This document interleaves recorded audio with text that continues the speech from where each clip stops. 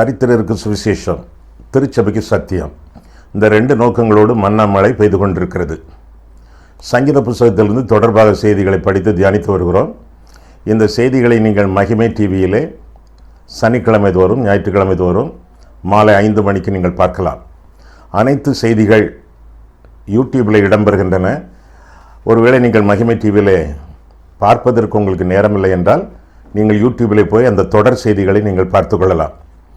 அது மட்டுமின்றி வேதம் முழுவதற்கும், ஆதியாகமம் முதல் வெளிப்படுத்தும் விசேஷம் வரை வேதம் முழுவதற்கும் 66 நூல்களுக்கும் விளக்கவரை எழுதியிருக்கிறோம்.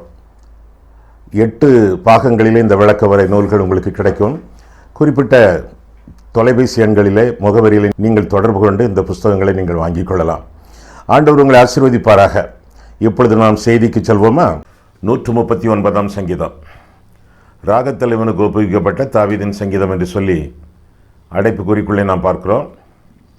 தாவீது எழுதிய சங்கீதம். இஸ்ரவேலிலே ஆலயத்தில் பாடகர் குழு இருந்தது. அந்த பாடகர் குழுவுக்கு ஒரு தலைவன் உண்டு, கொயர் மாஸ்டர். அந்த ஆளிடத்தில் இந்த சங்கீதத்தை ஒப்பு கொடுத்து இந்த ஆள் ஒரு ராகம் அமைத்து இது போன்ற சங்கீதங்களை ஆலயத்தில் ஆராதனைகளிலே பாடுவது வழக்கம். அப்படி ஆராதனைகளிலே பாடப்பட்ட சங்கீதத்திலே ஒன்று இந்த 139ஆம் சங்கீதம், தாவீதின் சங்கீதம் என்று சொல்லி அந்த சங்கீதத்தை குறித்து நாம் பார்க்கிறோம். இந்த சங்கீதத்தில் நாம் பார்க்கும் பொழுது கர்த்தரை பற்றிய சரியான அறிவு இருந்தால்தான் கர்த்தருக்குள்ளான சரியான உறவு உண்டாகும் என்பதை புலப்படுத்தக்கூடிய சங்கீதம். அறிவும் உறவும் ஒருங்கிணைந்தவை. சரியான அறிவு இருந்தால் சரியான உறவு இருக்கும் என்பதை நிரூபிக்கும் ஒரு சங்கீதம் இந்த சங்கீதமாகும். கர்த்தரை குறித்த சில படங்களை இந்த சங்கீதத்தில் நாம் பார்க்கிறோம்.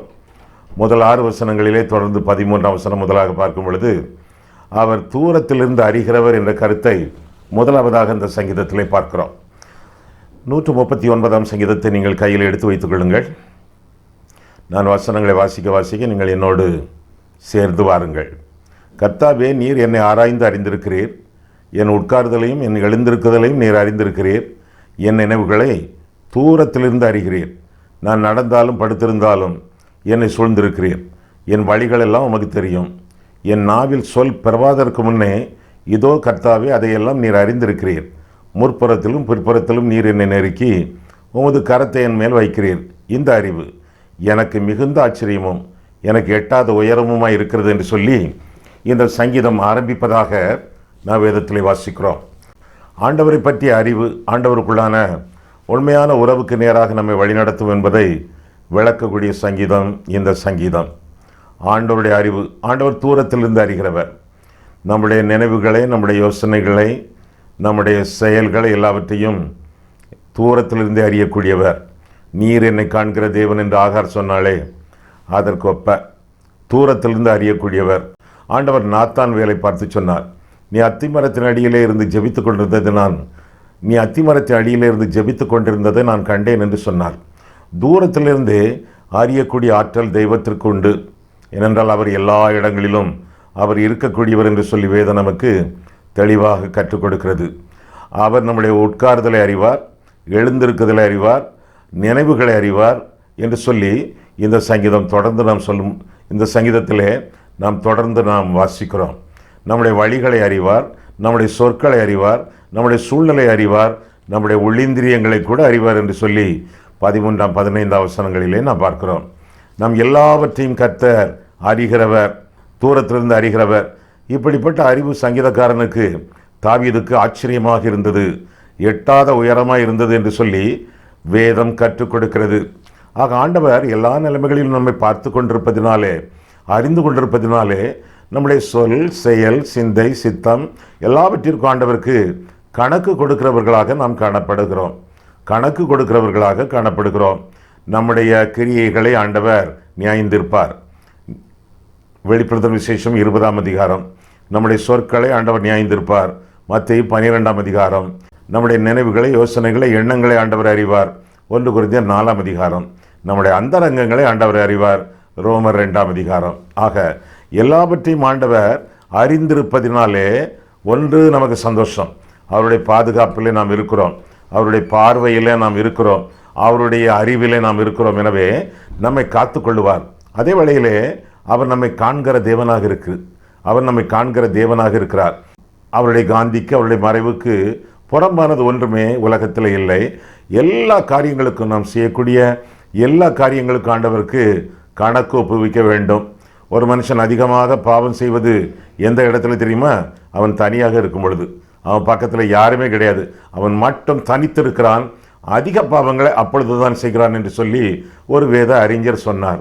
நினைவுகளாலே, எண்ணங்களாலே, அந்தரங்க சிந்தனைகளினாலே பாவங்கள், எரிச்சல், கோபம், இச்சை, இப்படி தாறுமாறான பாவங்களை அவன் தனித்திருக்கும் பொழுது செய்கிறான் என்று சொல்லி அந்த வேத அறிஞர், ஆவிக்குரிய அறிஞர் குறிப்பிடுகிறார். எனவே நம்முடைய வாழ்க்கையின் எல்லா நிலைமைகளிலும் கர்த்தருக்கு கணக்கு ஒப்புக் கொடுக்கக்கூடிய அளவிலே நாம் ஜாக்கிரதையாக வாழ வேண்டியது நம்முடைய கடமை என்று சொல்லி வேதம் கற்றுக் கொடுக்கிறது. தூரத்திலிருந்து அறியக்கூடிய ஆண்டவர், இது எங்க ஆண்டவருக்கு தெரியும், இதையெல்லாம் எங்க பார்க்க போகிறார் என்று நாம் எண்ண முடியாது. எல்லாவற்றையும் ஆண்டவர் வருவார், எல்லாவற்றையும் ஆண்டவர் அறிவார். அது மட்டுமல்ல, எந்த ஒரு பாவமும் அந்தரங்க பாவம் அல்ல, எந்த ஒரு பாவமும் அந்தரங்க பாவம் அல்ல, எல்லாமே வெளியரங்கமான பாவம். குறைந்தது 5 பேர் பார்த்தாங்க. பிதா பார்த்தார், குமாரன் பார்த்தார், பரிசுத்தாவியானவர் பார்த்தார், தூதர்கள் பார்த்தார்கள், பிசாசுகள் பார்க்கின்றன. ஆக எந்த ஒரு பாவமும் அந்தரங்க பாவம் அல்ல, எல்லாமே பகிரங்க பாவம். இதையெல்லாம் ஆண்டவர் நியாயத்திலே கொண்டு வந்து நிறுத்துவார் என்று என்று சொல்லி பிரசங்கி தன்னுடைய 11ஆம் அதிகாரத்திலே கடைசி 2 வசனங்களிலே சொல்வதாக நாம் காண்கிறோம். எனவே தூரத்திலிருந்து அறியக்கூடிய ஆண்டவர் அவருக்கு கணக்கு கொடுத்து வாழ வேண்டியது நம்முடைய கடமை என்று சொல்லி வேதம் நமக்கு கற்றுக் கொடுக்கிறது. இந்த ஆண்டவர் அறியக்கூடிய அறிவு மகா ஆச்சரியமானது என்று சொல்லியும் சங்கீதக்காரன் சொல்லுவதாக நாம் பார்க்கிறோம். முதலாவதாக தூரத்திலிருந்து அறிகிறவர், இரண்டாவதாக தொடர்ந்து காக்கிறவர். ஆண்டவர் காக்கிறவர், தொடர்ந்து காக்கிறவர். ஒரு நாளிலே காத்தார், ஒவ்வொரு நாளிலும் காப்பார் என்று சொல்லி 7ஆம் வசனத்திலிருந்து பார்க்கிறோம். உம்முடைய ஆவிக்கு மறைவாக எங்கே போவேன், உம்முடைய சமூகத்தை விட்டு எங்கே ஓடுவேன்? நான் வானத்திற்கு ஏறினாலும் நீர் அங்கே இருக்கிறீர், நான் பாதாளத்தில் படுக்கை போட்டாலும் நீர் அங்கேயும் இருக்கிறீர். நான் விடியற்காலத்து செட்டைகளை எடுத்து சமுத்திரத்தின் கடையாந்தரங்களிலே போய் தங்கினாலும் அங்கேயும் உமது கை என்னை நடத்தும், உமது வலதுகரம் என்னை பிடிக்கும். இருள் என்னை மூடிக்கொள்ளும் என்றாலும் இரவும் என்னை சுற்றி வெளிச்சமாய் இருக்கும். உமக்கு மறைவான இருளும் அந்தகாரப்படுத்தாது, இரவும் பகலை போல வெளிச்சமாய் இருக்கும். உமக்கு இருளும் வெளிச்சமும் சரி, 2 ஒன்று என்று சொல்லி சங்கீதக்காரன் அறிவிக்கிறான். வெளிச்சத்திலே காரியங்கள் நடைபெற்றாலும் இருளிலே காரியங்கள் நடைபெற்றாலும் எல்லாவற்றையும் ஆண்டவர் அறிவார் என்று சொல்லி வாசிக்கிறோம். அதே வேளையிலே எல்லா நிலைமைகளிலும் ஆண்டவர் நம்மை காக்கிறார் என்று சொல்லி வேதம் நமக்கு கற்றுக் கொடுக்கிறது. முதல் 6 வசனங்களிலே எல்லாவற்றையும் ஆண்டவர் அறிகிறார். இரண்டாவதாக 6ஆம் வசனம் முதலாக பார்க்கும் பொழுது எங்கும் ஆண்டவர் இருக்கிறார். அவர் இல்லாத இடமே இல்லை, எல்லா இடத்திலும் கர்த்தர் வியாபித்திருக்கிறார் என்று சொல்லி வேதம் நமக்கு கற்றுக் கொடுக்கிறது. அதைத்தான் நான் வசனத்தில் வாசிக்கும் பொழுது, நான் உன்னை விட்டு விலகுவதும் இல்லை, உன்னை கை விடுவதும் இல்லை என்று சொல்லி கர்த்தர் திருவுளம் பெற்றி இருக்கிறார். எபிரேயர் 13ஆம் அதிகாரம் 5ஆம் வசனத்திலே, இதோ உலகத்தின் முடிவு பரிந்தமும் சகல நாட்களிலும் நான் உங்களுடன் கூட இருக்கிறேன் என்று சொல்லி ஆண்டவர் மத்தேயு 28ஆம் அதிகாரம் கடைசி வசனங்களிலே சொல்வதாக நாம் காண்கிறோம். வானத்திலே, பூமியிலே, சமுத்திரத்திலே எங்கே போய் நின்றாலும் ஆண்டவர் நம்மை சந்திக்கிறார் என்று சொல்லி வேதம் நமக்கு கற்றுக் கொடுக்கிறது. அவர் அரண்மனையிலும் இருப்பார், ஆற்றங்கரையிலும் இருப்பார், சாரிபாத் விதவை சாரிபாத்திலும் இருப்பார் என்று சொல்லி 1 ராஜாக்கள் 17ஆம் அதிகாரத்திலே பார்க்கிறோம். அங்கே எலியா தீர்க்கதரிசி ஆகாப் அரண்மனையில் போய் நின்ற பொழுது கர்த்தர் பேசினார். ஆற்றங்கரைக்கு வந்தான், அங்கே பேசினார். சாரிபாத் அங்கே பேசினார். எந்த இடத்திலும் கர்த்தர் வியாபித்திருக்கிறார் என்று சொல்லி வேதம் நமக்கு கற்றுக் கொடுக்கிறது. அவரை பொறுத்தளவிலே இருளும் வெளிச்சமும் சரி, பாதாளத்திலே படுக்கை போட்டாலும் கர்த்தர் அங்கே இருக்கிறார். ஆக ஆண்டவருடைய பிரசன்னத்துக்கு மறைவாக இந்த உலகத்திலே நாம் எங்கும் ஓட முடியாது, எங்கும் வசிக்க முடியாது. அதே வேளையிலே ஒரு பாவத்தை பண்ணிவிட்டு நாம் மறைவிடத்திற்கு போய் தங்கிவிடலாம் என்று சொல்லி மறைய முடியாது. இந்த தீக்கோழி அப்படி நினைக்குமே, அது எப்படி மணலிலே தன்னுடைய முகத்தை புதைத்து கொண்டால் யாரும் பார்க்க மாட்டாங்க என்று சொல்லி புதைத்து கொள்ளுமாம். ஆனால் அது அப்படி புதைத்துக் கொள்ளும் பொழுது வரக்கூடியவர்கள் வந்து அதை பிடித்துக் கொள்வார்களாம். அதுபோல சில சமயங்களிலே ஒருவருக்கும் தெரியாது என்று சொல்லி நாமே மறைந்து கொள்ள பார்க்கிறோம். ஆனால் ஆண்டவரோ, ஆதாமே நீ எங்கே இருக்கிறாய் என்று சொல்லி தேடி வந்து நம்மை சந்திக்கிறார் என்று சொல்லி வேதம் நமக்கு கற்றுக் கொடுக்கிறது. அவருடைய காந்திக்கு மறைவாக, அவருடைய பார்வைக்கு மறைவாக, அவருடைய பிரசன்னத்துக்கு மறைவாக எங்கும் போக முடியாது. ஒரு மனுஷன் ஒரு கொலை செய்து விட்டு அயல்நாட்டுக்கு ஓடி விட்டானான். அயல்நாட்டுக்கு ஓடினான். அவன் பிளேனில் இருந்து பறந்து கொண்டிருக்கிறான். யாரை கொலை செய்தானோ அந்த ஆள் முகம் பிளேன் உள்ளுக்குள்ளே முழுவதும் தெரிந்ததாம். எந்த நாட்டுக்கு போய் சேர வேண்டுமோ அந்த நாட்டிலே போய் இறங்கின உடனே அந்த கொலை செய்யப்பட்டவனுடைய முகம் அதுதான் அவனை பின்தொடர்ந்ததாம். தன்னுடைய வீட்டுக்கு போன உடனே அவன் வீடு முழுவதும் கொலை செய்யப்பட்ட ஆளைத்தான் பார்த்தானாம். மேஜை டிராயரை திறந்த பொழுது அந்த டிராயரிலே அந்த ஆள் முகம் தெரிந்ததாம். வேத புத்தகத்தை திறக்கும் பொழுது, அவனுடைய டைரியை திறக்கும் பொழுது அந்த ஆளுடைய முகம் அங்கே தெரிந்ததாம். உன் பாவம் உன்னை தொடர்ந்து பிடிக்கும் என்று சொல்லி வேதத்தில் வாசிக்கிறோமே, அதே போல ஆண்டவர் நம்மை தொடர்வார். நம்முடைய நன்மையும் நம்மை தொடரும், நாம் செய்யக்கூடிய தீமையும் நம்மை தொடரும். ஆண்டவருக்கு மறைவாக எங்கும் ஓடி தப்பித்து பிழைக்க முடியாது என்று சொல்லி வேதம் நமக்கு கற்றுக் கொடுக்கிறது. கர்த்தரை விட்டு ஓடக்கூடாது, கர்த்தரிடத்திலே ஓட வேண்டும். Don't run from God, run to God. ஆண்டவரை விட்டு வழி விலகி செல்லாமல் ஆண்டவரை நோக்கி ஆண்டவரிடத்திலே வந்து சேர வேண்டியது நம்முடைய கடமை. அதைத்தான் ஆண்டவர் சொல்லும் பொழுது மத்தேயு 11ஆம் அதிகாரத்திலே 28ஆம் வசனத்திலே, வருத்தப்பட்டு பாரஞ்சுமக்கிறவர்களே, நீங்கள் எல்லோரும் என்னிடத்தில் வாருங்கள், நான் உங்களுக்கு இளைப்பாறுதல் தருவேன் என்று அவர் கற்பித்தார். எங்கும் ஓடாமல் இயேசுவினிடத்தில் ஓடி தஞ்சம் புகுந்து ஆண்டவரை காப்பாற்றும் என்று சொல்லும் பொழுது ஆண்டவர் நம்மை ஆதரிக்கிறார். ஒரு காலத்தில் சீமோன் பேதுரு சொன்னான், நான் பாவியான மனுஷன், நீர் என்னை விட்டு போக வேண்டும் என்று சொன்னான், லூக்கா 5. ஆனால் யோவான் 6 சொல்கிறான், யாரிடத்திலே போவோம் ஆண்டவரே, நித்திய ஜீவ வசனங்கள் உம்மிடத்திலே உண்டே. ஆண்டவரை விட்டு போகக்கூடாது, போகவும் முடியாது. அவரை அண்டிக் கொள்கிறவர்கள் பாக்கியவான்கள். அவரே நமக்கு வாழ்க்கை, நம்முடைய வாய்மை, வழி, வாசஸ்தலம் எல்லாமே கர்த்தர் என்று சொல்லி வேதத்திலிருந்து நாம் கற்றுக்கொள்கிறோம். ஆதாம் மறைந்து கொள்ள பார்த்தான், ஆண்டவர் பிடித்தார்.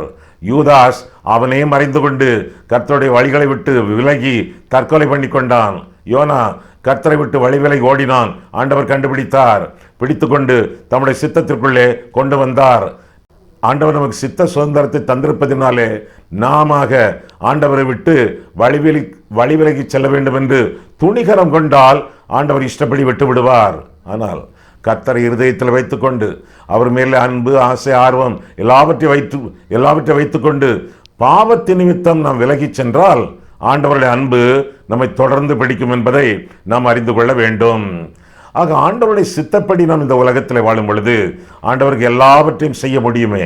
அதே போல நம்முடைய வாழ்க்கையிலும் கூட என்னை பலப்படுத்துகிற கிறிஸ்துவினாலே எல்லாவற்றையும் செய்ய எனக்கு பலன் உண்டு என்று சொல்லி, என்னை பலப்படுத்துகிற கிறிஸ்துவினாலே எல்லாவற்றையும் செய்ய எனக்கு பலன் உண்டு என்று சொல்லி பவுலை போல நாமும் அறிவிக்கலாம். இன்னும் சில கருத்துக்களை பாருங்கள். 13ஆம் வசனம் முதல், நீர் என் உள்ளிந்திரியங்களை கை கொண்டிருக்கிறீர், என் தாயின் கர்ப்பத்தில் என்னை காப்பாற்றினீர், நான் பிரமிக்கத்தக்க அதிசயமாய் உண்டாக்கப்பட்டபடியால் உம்மை துதிப்பேன், உமது கிரியைகள் அதிசயமானவைகள், அது என் ஆத்மாவுக்கு நன்றாய் தெரியும். நான் ஒளிப்படத்திலே உண்டாக்கப்பட்டு பூமியின் தாழ்விடங்களிலே விசித்திர வினோதமாய் உருவாக்கப்பட்ட போது என் எலும்புகள் உமக்கு மறைவாய் இருக்கவில்லை. என் கருவை ஒரு ஆண் வித்தும் ஒரு பெண் வித்தும் சேரும் பொழுது என் கருவை உம்முடைய கண்கள் கண்டது. என் அவயவங்களில் ஒன்றாகிலும் இல்லாத போதே, ஒரு அவயவம் வரவில்லை, ஒன்றும் இல்லாத போதே அவைகள் அனைத்தும், அவைகள் உருவேற்படும் நாட்களும் உமது புஸ்தகத்தில் எழுதியிருந்தது. ஆண்டவருக்கென ஒரு புஸ்தகம், ஞாபக புஸ்தகமா தனித்து நமக்காகவே அவர் வைத்திருக்கக்கூடிய ஒரு டைரி, ஆண்டவருடைய ஞாபக புஸ்தகம். அந்த புஸ்தகத்தில் எல்லாமே எழுதியிருக்கிறது. கரு உருவாகிறது, அதற்கு பிறகு அவயவங்கள், எலும்புகள் ஒன்றுமே உருவாகவில்லை. ஆனால் உருவாகுவதில் இருந்தே உருவாக்கியவர் அறிந்திருக்கிறார் என்று சொல்லி வேதம் நமக்கு கற்றுக் கொடுக்கிறது. 13ஆம் 14ஆம் வசனங்களில் நாம் பார்க்கும் பொழுது ஒரு கரு உண்டாகிறது, ஆண்டவரால் உண்டாக்கப்பட்டது, அதை கர்த்தர் காப்பாற்றுகிறார். அந்த கரு உருவாகும் பொழுதே தேவனுடைய சாயல் உருவாகிறது. ஆண்டவருடைய சாயலிலே தானே நாம் படைக்கப்படுகிறோம். ஆண்டவருடைய சாயல் அந்த கருவிலே உருவாகிறது. ஆண்டவருடைய சித்தம் அந்த கருவுக்காக செய்யப்பட்டது, குறிக்கப்பட்டது. ஆண்டவர் தன்னுடைய தெய்வீக ஞானத்தினாலே அந்த கருவை சிருஷ்டித்தார். இனி உருவாக்கி ஒரு குழந்தையாக ஆக்கப் போகிறார். அப்பேற்பட்ட தேவனுடைய சாயலையும் தேவனுடைய சித்தத்தையும் தேவனுடைய திட்டத்தையும் நாம் அழிக்கலாமா? கருத்தடை செய்யலாமா? ஆண்டவருடைய சித்தத்தை அழிக்கலாமா? ஆண்டவருடைய திட்டத்தை அழிக்கலாமா? ஆண்டவருடைய சாயலை கொல்லலாமா? கரு கலைக்கலாமா? கரு கலைப்பது கொலை. கலைக்கிறவர்களுக்கும் கலைக்க உடனடியாக இருக்கிறவர்களுக்கும் கலைக்கும் டாக்டர்களுக்கும் அந்த பாவம் பழி வந்து சேரும். ஏனென்றால் அவயவங்கள் உருவாகும் முன்பே, கரு உண்டாகும் பொழுதே கர்த்தர் பார்க்கிறார். உண்டாக்கி ஆண்டவர் ஒரு திட்டத்தோடு அதை உருவாக்குகிறார். ஆண்டவருடைய சித்தத்தை, ஆண்டவருடைய திட்டத்தை கொலை செய்யாதிருப்பாயாக. எனவே கருவை கர்த்தர் கவனிக்கிறார். அந்த கருவை கர்த்தர் ஆதரித்து தன்னுடைய பிரகாசமான திட்டத்திற்குள்ளே அந்த கருவை கொண்டு வருகிறார். கரு கலைப்பு என்பது பாவம். ஒவ்வொரு கருவும் ஆண்டவருடைய ஞாபக புஸ்தகத்திலே எழுதப்பட்டிருக்கிறது. கொலை செய்யக்கூடாது, கொலை செய்யவே கூடாது என்பதை மனதிலே அறிந்து கொள்ளுங்கள். இன்னும் ஆண்டவர் கொடுக்கக்கூடிய ஆலோசனைகள் சங்கீதக்காரனுக்கு அருமையாக எளிமையாக இருந்தன என்று சொல்லி 17ஆம் வசனம் முதலாக பார்க்கிறோம். தேவனே, உமது ஆலோசனைகள் எனக்கு எத்தனை அருமையானவைகள், அவைகளின் தொகை எவ்வளவு அதிகம், அவைகளை நான் எண்ண போனால் மணலை பார்க்கலும் அதிகமாம்.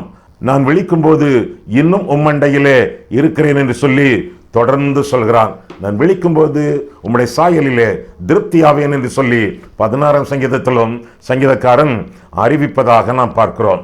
ஆக ஆண்டவருடைய ஆலோசனைகள் அருமையானவைகள், எண்ணிறந்தவைகள் என்று சொல்லி தேவனுடைய வசனம் நமக்கு தெரிவிக்கிறது.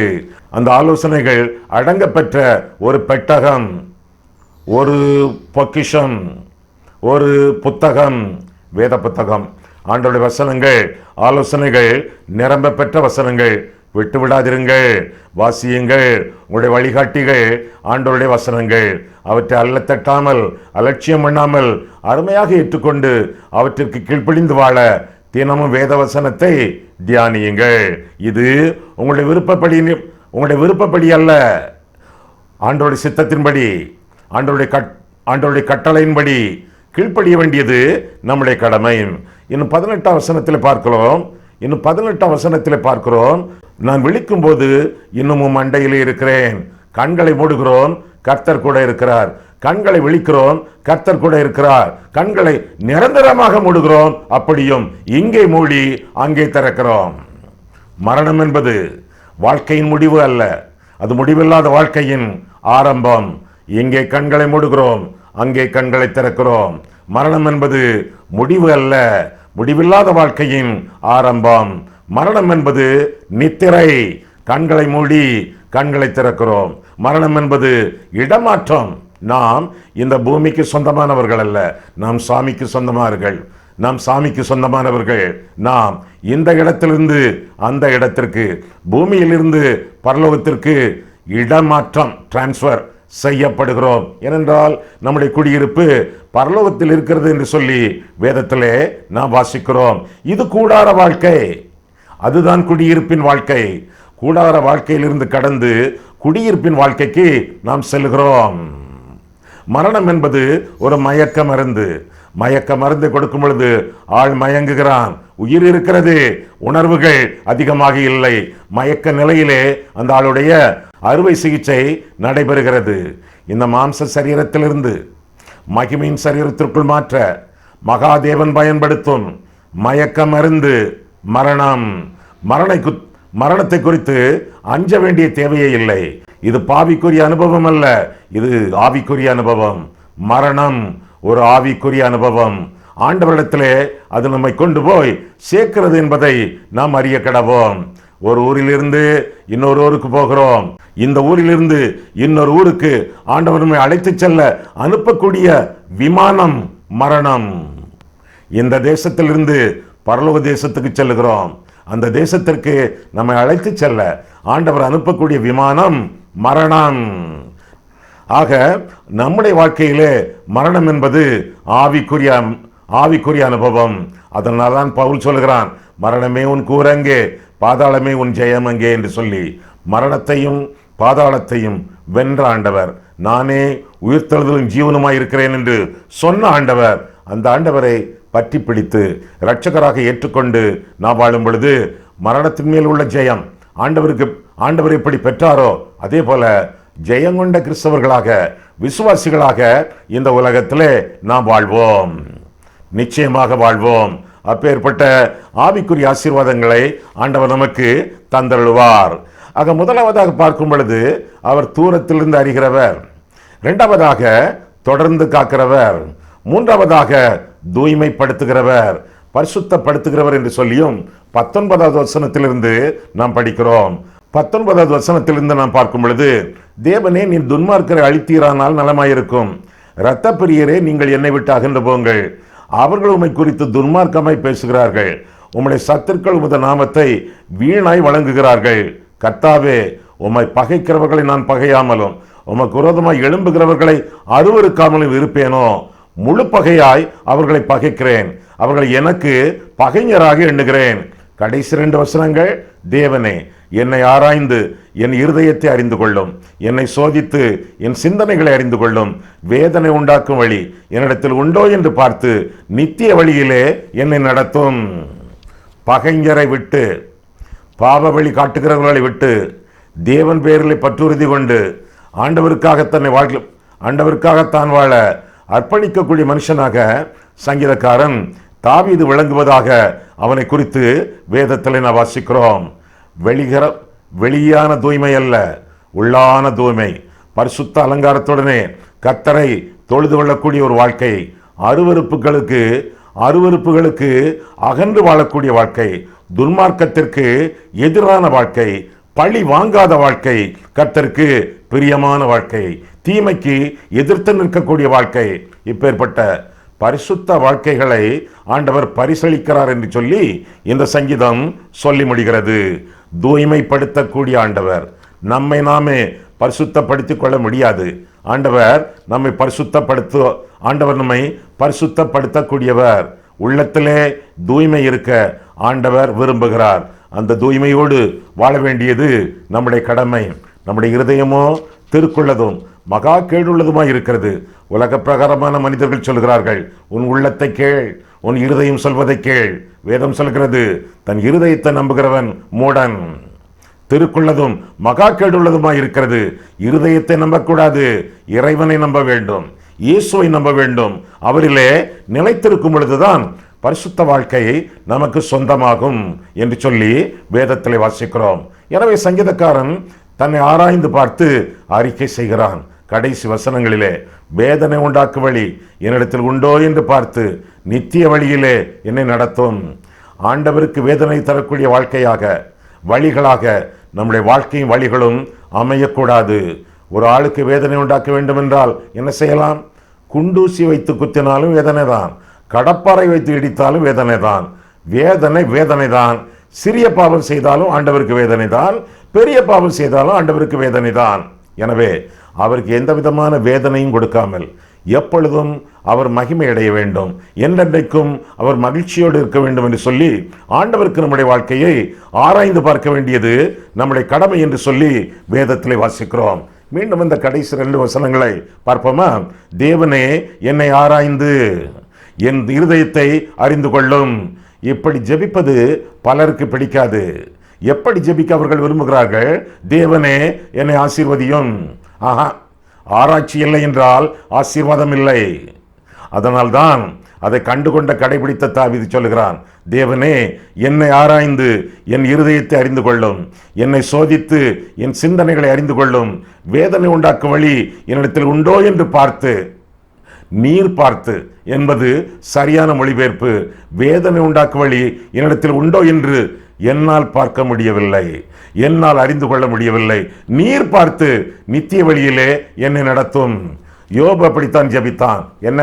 என்னுடைய பாவத்தையும் என் மீறுதலையும் எனக்கு உணர்த்தும் என்று ஜெபித்தான். அநேக வழிகளிலே நம் கண்போன போக்கிலே கால் போன போக்கிலே வாழ்ந்து கொண்டிருக்கும் பொழுது நாம் செய்வது சரியா தப்பா என்று நமக்கே தெரியவில்லை. அந்த சூழ்நிலையிலே ஆண்டவரை நோக்கி நாம் ஜெபிப்பது நல்லது. ஆண்டவரே, என்னை ஆராய்ந்து பாரும், வேதனை உண்டாக்கும் வழிகள் என்னிடத்தில் உண்டோ என்று பார்த்து நித்திய வழியிலே என்னை நடத்தும் என்று சொல்லி ஆண்டவருக்கு முன்பாக அனுதினமும் தற்பரிசோதனை பண்ணி வாழ வேண்டியது நம்முடைய கடமையாகும். தற்பரிசோதனை நம்முடைய வாழ்க்கையிலே முக்கியம். தற்பரிசோதனை செய்து வாழும் பொழுது ஒவ்வொரு நாளும் செய்கிற பாவங்களை வேதம் நமக்கு புலப்படுத்தும். வேத வசனத்தை கையில வைத்துக்கொண்டு வேத வசனத்தின் வாயிலாக நம்முடைய வாழ்க்கையை ஆராய்ந்து பார்க்க வேண்டும். ஒரு நிலத்தை உழவன் உழுகிறான். கலப்பையை வைத்து கல், முள்ளு, செங்கல், இன்னும் சோளத்தட்டை, இன்னும் மரக்கட்டைகள் இப்படியெல்லாம் வெளியே வருகின்றன. அவற்றையெல்லாம் அள்ளி போட்டு விட்டு பயிரிடுகிறான். நல்ல விளைச்சல். திரும்ப அடுத்த வருஷம் அதே நிலத்தை கலப்பை கொண்டு உழுகிறான். மீண்டும் கல், முள்ளு, சோளத்தட்டை, பீங்கான் துண்டு, கண்ணாடி துண்டு இவைகளெல்லாம் வெளிவருகின்றன. அள்ளி தூர போட்டு விட்டு பயிரிடுகிறான். அமோக விளைச்சல். அடுத்த வருஷமும் அதே போல அதே நிலத்தை உழவன் உழுகிறான். அதே போல கல், முள்ளு, பீங்கான் துண்டு எல்லா காரியங்களும் வெளியே வருகின்றன. அள்ளி போட்டு விட்டு பயிரிடுகிறான். இன்னும் அமோக பெரிய விளைச்சல். ஒவ்வொரு நாளும் நம்முடைய வாழ்க்கையை, நம்முடைய இருதயத்தை கலப்பை என்ற வேத புத்தகம் அதன் மூலமாக உழ அந்தரங்க பாவங்கள், அந்த காலத்து பாவங்கள், இந்த காலத்து பாவங்கள் எல்லாம் வெளியே வரும். அவற்றையெல்லாம் அறிக்கையிட்டு தற்பரிசோதனை பண்ணி ஆண்டோட இரத்தத்தினாலே நம்மை கழுவிக்கொண்டு வாழும் பொழுது ஆசீர்வாதமாக விளங்கும். நம்மை தூரத்திலிருந்து அறியக்கூடிய தெய்வம், தொடர்ந்து நம்மை ஆதரிக்கக்கூடிய கடவுள், மூன்றாவதாக நம்மை தூய்மைப்படுத்தக்கூடிய கர்த்தர், அவருக்கு நம்முடைய வாழ்க்கையை ஒப்புக் கொடுத்து அவருடைய கிருபையின் நன்மையை நாடி ஒவ்வொரு நாளும் ஜீவிக்க வேண்டியது நம்முடைய கடமையாகும். கண்களை மூடுவோம், கர்த்தரை பார்ப்போம். அன்புள்ள ஆண்டவரே, உம்முடைய வசனங்களை ஆராயவும் எங்கள் வாழ்க்கையை ஆராயவும் உம்முடைய சந்நிதியிலே எங்களை வரவழைத்தீர். அதற்காக நன்றி செலுத்துகிறோம் சுவாமி. எங்களை அறிந்திருக்கும் ஆண்டவரே, உம்மை பெற்றும் அறிவே எங்களுடைய உறவு. உம்முடைய அறிவுக்குள்ளாக நாங்கள் வாழத்தக்கதாக எங்களுக்கு உதவி செய்யும். தொடர்ந்து நீர் எங்களுக்கு நன்மை செய்கிறவராக இருக்கிறீர். நீர் எங்களுடைய மேய்ப்பராக இருப்பதினாலே எங்கள் ஜீவனுள்ள நாளெல்லாம் இன்றும் என்றும் நன்மைதான் எங்களை தொடரும், கிருபைதான் எங்களை தொடரும். அப்படி தொடர்ந்து நன்மை செய்யக்கூடிய ஆண்டவரே, எங்களை தூய்மைப்படுத்தும். நிமிடந்தோறும் வேளைதோறும் எங்களுடைய வாழ்க்கையை பரிசுத்தப்படுத்தி பரிசுத்த அலங்காரத்துடனே உம்மை வழிபட எங்களுக்கு உதவி செய்யும் ஆண்டவரே. பரலோக ராஜ்யத்திற்கு உம்முடைய பரிசுத்தத்திலே நீர் எங்களை ஆயத்தப்படுத்தும். இயேசு கிறிஸ்துவின் நாமத்தில் ஜெபிக்கிறோம் பிதாவே, ஆமேன்.